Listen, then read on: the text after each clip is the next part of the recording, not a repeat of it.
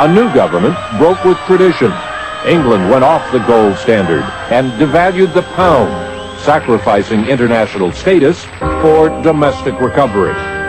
But for the rest of the world, the financial repercussions were staggering.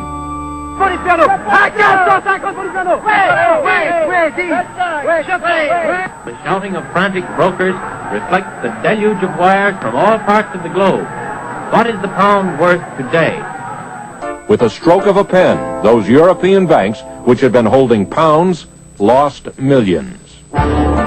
Reacting to what he called the earthquake in Europe, President Herbert Hoover proclaimed America's steadfastness to the gold standard.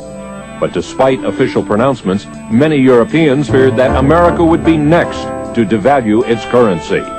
International investors rushed to redeem their dollars for gold.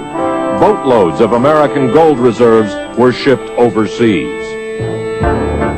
To protect the American banking system, to preserve confidence in the dollar based on the gold standard, Herbert Hoover directed the Federal Reserve System to make changes that would, quote, keep the American dollar ringing true in every city in America and in the world.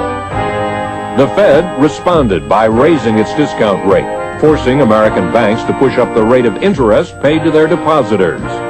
The result, foreign investors earned more interest and were enticed to leave their money in U.S. banks.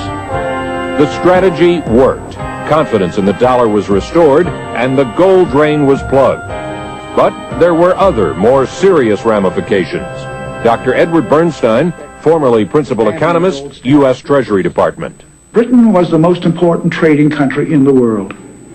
If they let the value of sterling fall, say, relative to the dollar and the franc, it meant that Britain would be exporting much more and importing much less. We would be losing exports to the British, and we would be swamped by British goods. Our farmers were already having great difficulty. Suddenly were confronted with a big drop in the price of cotton, wheat, and other agricultural exports. This was the great blow to the United States. The loss in exports forced many manufacturing plants to close. Thousands more jobs were lost, and America was driven deeper into the Depression. We find some who are maintaining that the world has outgrown the use of gold as a basis of currency and of exchange.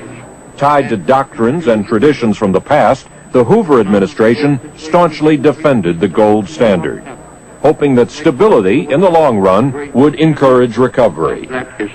But in the 1932 presidential race, Franklin D. Roosevelt questioned the wisdom of Hoover's domestic policies. That the major issue of this campaign is the economic situation.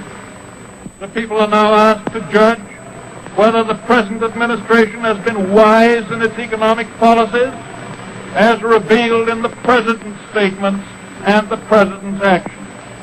I propose to show that this leadership misunderstood the forces that were involved in the economic life of the country. Roosevelt was elected on a platform willing to break with the past.